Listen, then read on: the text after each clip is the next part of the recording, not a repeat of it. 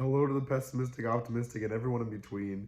My name is Connor Phillippe, and welcome back to the Minnesotan Sports Podcast.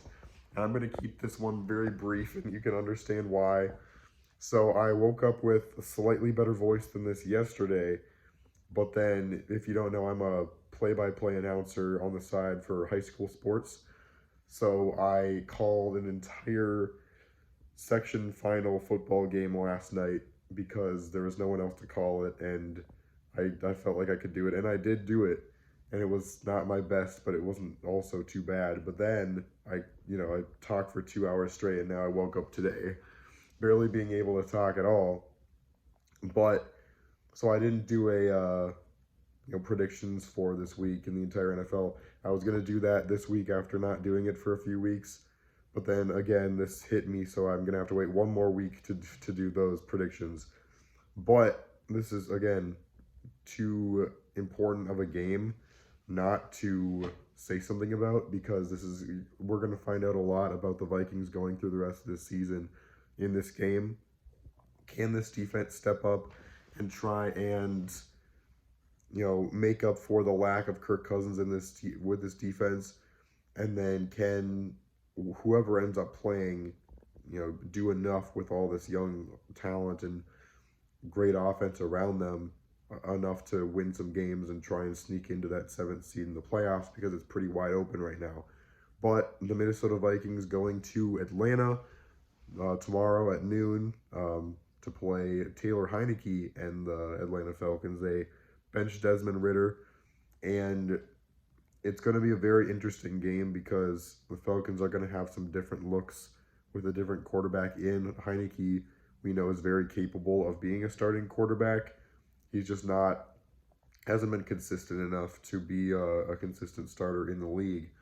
And the Falcons, kind of a weird team this year as well, with kind of some momentum shifters throughout the season. So without further ado, before I die, let's get into just some quick key factors to the game. You understand why I didn't do this in front of my mic, because I don't want you to be able to hear how bad my voice sounds in even more clarity and detail.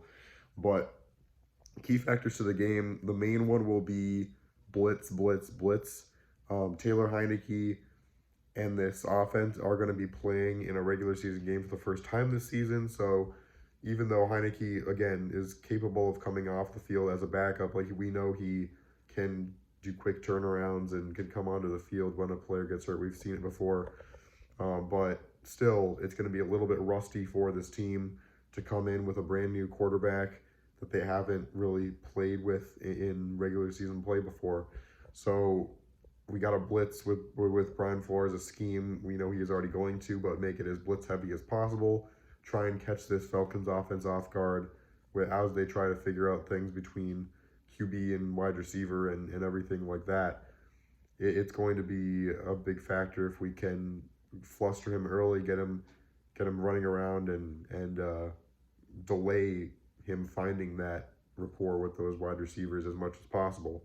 The second key will be the Vikings establishing the run game, because we know even if Jaren Hall comes out there and he's actually impressive, which I hope he is, but we'll see, he's still not going to be Kirk Cousins. And so it's clear that if we're going to win games and make some sort of wild card spot this season still, we're going to have to really rely on the run, and it's going to have to be a whole lot better. That was the concern, losing Kirk and us thinking, can we still do this? And the reason why I had initially said no is because I just didn't think our running game would be able to keep up and carry this offense, because it hasn't so far this season. And so Jaren Hall is going to have to be something special if this team is going to go far.